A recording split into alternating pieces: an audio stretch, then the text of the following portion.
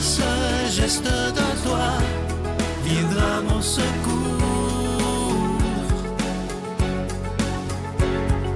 Viens semer dans mon âme le grain de l'amour.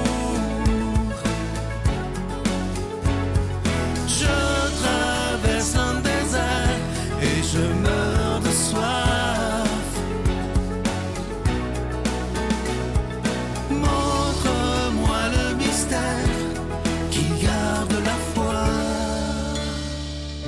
Bonjour, bienvenue à votre émission La Victoire de l'amour en ce jeudi 2 novembre. J'espère que vous vous portez bien. On rejoint tout de suite pour sa chronique Simon Lessard et ce sera Victor qui va nous commenter l'Évangile d'aujourd'hui.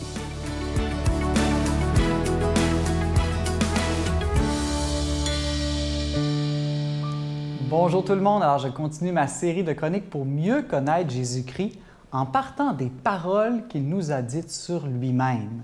Et quelle est une de ces plus belles paroles que Jésus nous a dit pour mieux le connaître? C'est quand il a dit « Moi, je suis la lumière du monde ». Alors, qu'est-ce que la lumière? Partons tout simplement de là. La lumière, vous savez, c'est une chose qui semble invisible, mais qui nous permet de voir toutes choses. Vous savez, même avec des très bons yeux, s'il n'y a aucune lumière, on ne voit rien. C'est vraiment la lumière qui nous permet de voir les choses. Eh bien, Jésus, on pourrait dire qu'il est venu pour nous permettre de voir des choses qui autrement, sans lui, seraient invisibles. Et quelle est cette chose? Eh bien, je dirais, c'est Dieu. C'est Dieu, mais pas n'importe quel Dieu, le vrai Dieu qui nous aime, le Dieu qui est amour, le Dieu qui est Père. Voilà pourquoi Jésus a aussi dit, « Si vous me connaissez, vous connaîtrez aussi mon Père. Celui qui m'a vu a vu le Père. » Parce que la lumière du monde qu'est Jésus, qu'est-ce qu'elle nous fait voir? Elle nous fait voir le cœur de Dieu, que Dieu est amour, que Dieu est relation d'amour entre le Père, le Fils et l'Esprit Saint, et que cet amour est si grand, si infini, qu'il déborde jusqu'à nous. Voilà vraiment cette lumière que nous apporte Jésus. Dieu nous aime plus que tout ce que nous pouvons imaginer. Et c'est très, très important de méditer souvent, de demander cette lumière, de connaître, de comprendre l'amour de Dieu pour nous, parce que c'est la plus grande de toutes les connaissances. Et aussi parce qu'à l'inverse, quelle serait la plus grande de toutes les ténèbres? Je pense personnellement que la plus grande de toutes les ténèbres, c'est de penser que nous ne sommes pas aimés, de croire au mensonge que nous ne sommes pas aimables. Vraiment, laissez-moi vous le répéter, je pense que le plus grand de tous les mensonges, c'est de croire que toi, moi ou la personne avec qui tu vis n'est pas aimable. Non, vraiment, lorsqu'on est dans la lumière du Christ, lorsqu'on possède cette lumière de la foi, on a cette sagesse de tout voir dans l'amour de Dieu, de tout voir avec les yeux même de Dieu, de voir que nous sommes aimables et que nous sommes aimés. Et à partir de cela, nous pouvons nous aimer nous-mêmes. Si Dieu m'aime, c'est donc que je suis bon, donc je peux m'aimer moi-même. Et lorsque je m'aime moi-même en vérité, je peux commencer aussi à aimer les autres autour de moi en vérité. Voilà ce grand secret que Jésus est venu nous révéler, ce secret de l'amour de Dieu. Et vous savez, il y a des paroles très belles aussi dans les prophètes qui nous rappellent cela. Par exemple, en Isaïe, il est dit « Tu as du prix à mes yeux, tu as de la valeur et je t'aime ». Voilà une parole à se répéter souvent, surtout si l'on doute que nous sommes aimables. Ou encore, en Jérémie, il est dit « Je t'aime d'un amour éternel, aussi je te garde ma fidélité ». L'amour de Dieu est vraiment toujours fidèle. Il ne faut absolument jamais en douter. Alors, vraiment, celui qui vit dans cette lumière du Christ, on peut dire qu'il a la vie en abondance, qu'il a ce regard divin, qui est un don de l'Esprit Saint aussi. Alors, on ne peut pas y arriver par notre propre force de voir, je dirais, l'amour de Dieu en toutes choses. Alors, demandons-le beaucoup à l'Esprit Saint. Viens, Esprit de lumière. Notre Père qui es aux cieux, que ton nom soit sanctifié, que ton règne vienne, que ta volonté soit faite sur la terre comme au ciel. Donne-nous aujourd'hui notre pain de ce jour. Pardonne-nous nos offenses, comme nous pardonnons aussi à ceux qui nous ont offensés. Et ne nous laisse pas entrer en tentation, mais délivre-nous du mal, car c'est à toi qu'appartiennent le règne, la puissance et la gloire pour les siècles des siècles. Amen.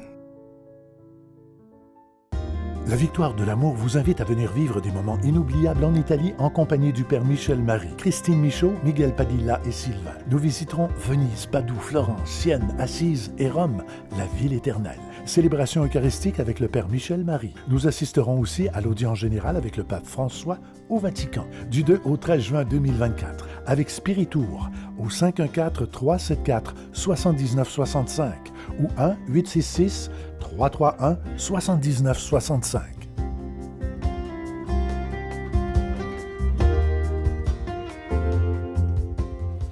Je prends quelques instants pour solliciter votre aide pour le ministère de la Victoire de l'Amour. Ce mois-ci, le cadeau du mois il est absolument magnifique. Regardez-le bien à l'écran.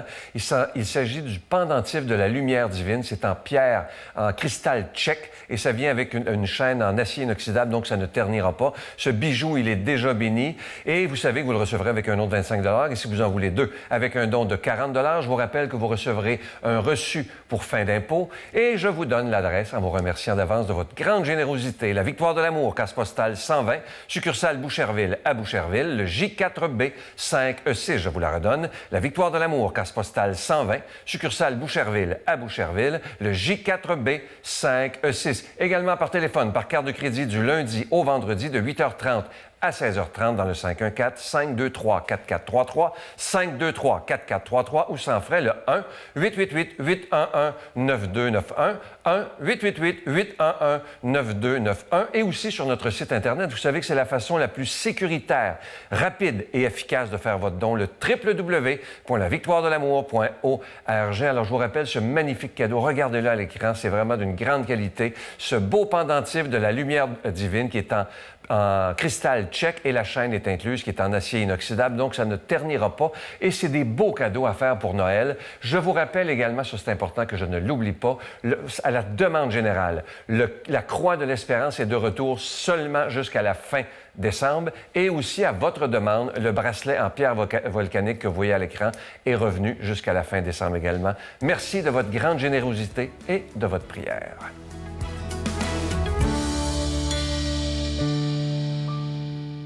Mon Dieu, donnez-moi la sérénité d'accepter les choses que je ne peux changer, le courage de changer les choses que je peux et la sagesse d'en connaître la différence.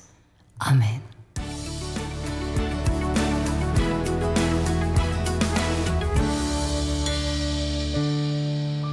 Aujourd'hui, l'Église nous propose de méditer un passage de l'Évangile selon saint Jean. Après avoir nourri la foule avec 5 pains et 2 poissons, Jésus disait « Moi, je suis le pain vivant qui est descendu du ciel. Si quelqu'un mange de ce pain, il vivra éternellement. Le pain que je donnerai, c'est ma chair donnée pour que le monde ait la vie. » Les Juifs discutaient entre eux « Comment cet homme-là peut-il donner sa chair à manger ?» Jésus leur dit alors « Amen, amen, je vous le dis, si vous ne mangez pas la chair du Fils de l'homme et si vous ne buvez pas son sang, vous n'aurez pas la vie en vous. Celui qui mange ma chair et boit mon sang a la vie éternelle, et moi, je le ressusciterai au dernier jour. En effet, ma chair est la vraie nourriture et mon sang est la vraie boisson. Celui qui mange ma chair et boit mon sang demeure en moi, et moi, je demeure en lui. De même que le Père, qui est vivant, m'a envoyé et que moi, je vis par le Père, de même aussi celui qui me mangera vivra par moi. Tel est le pain qui descend du ciel, il n'est pas comme celui que vos pères ont mangé. Eux, ils sont morts. Celui qui mange ce pain vivra éternellement. Ce passage de l'Évangile, il est quand même assez curieux. Souvent, quand on l'entend, on le connaît assez bien, il provoque une atmosphère un peu bizarre autour de nous. Tout d'un coup, quand on le lit, « Quoi ? Ma chair, vraie nourriture ? Ah !» C'est exactement la réaction des gens dans ce chapitre. C'est pour ça que, pour ce commentaire-là, permettez-moi d'élargir ce passage-là à tout le chapitre. Jean, chapitre 6.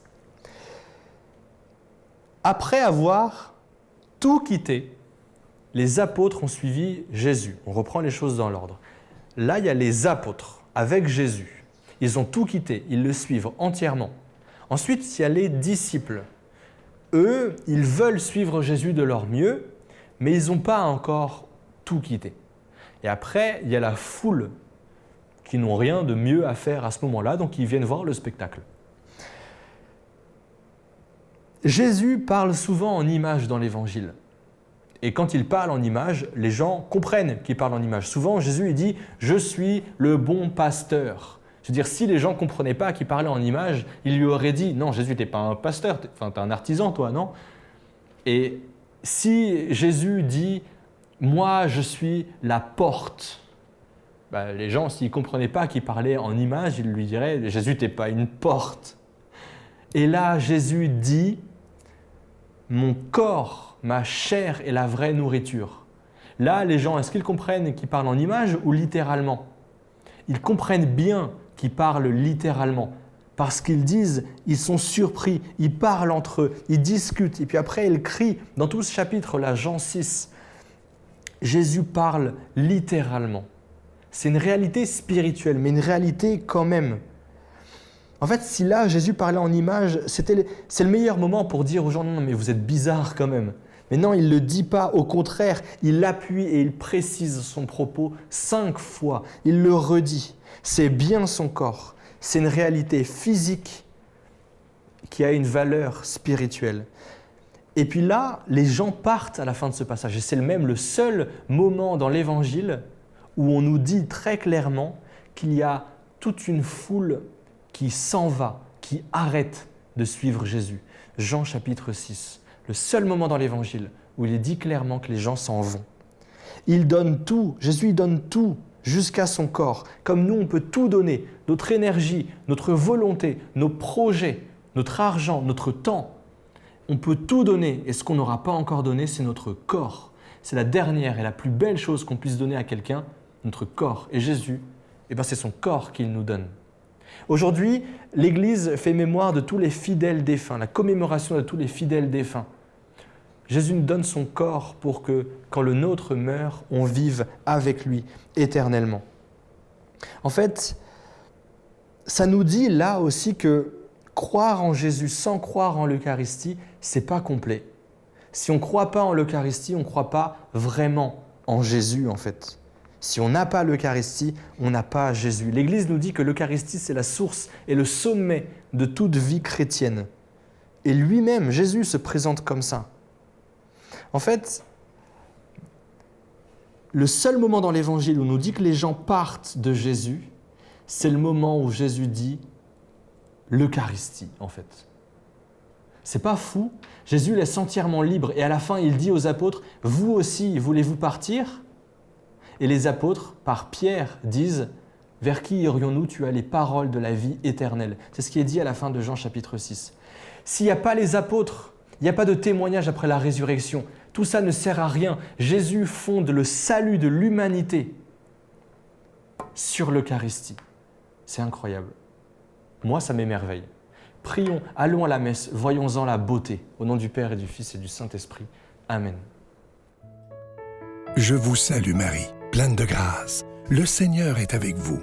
Vous êtes bénie entre toutes les femmes, et Jésus, le fruit de vos entrailles, est béni. Sainte Marie, Mère de Dieu, priez pour nous pécheurs, maintenant et à l'heure de notre mort. Amen.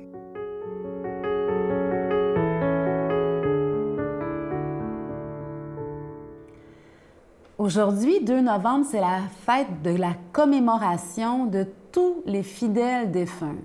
Et ma prière va spécialement pour tous ceux qui sont en deuil, qui viennent tout juste de perdre un être cher ou qui ont du mal à se remettre de l'absence d'un de leurs êtres chers.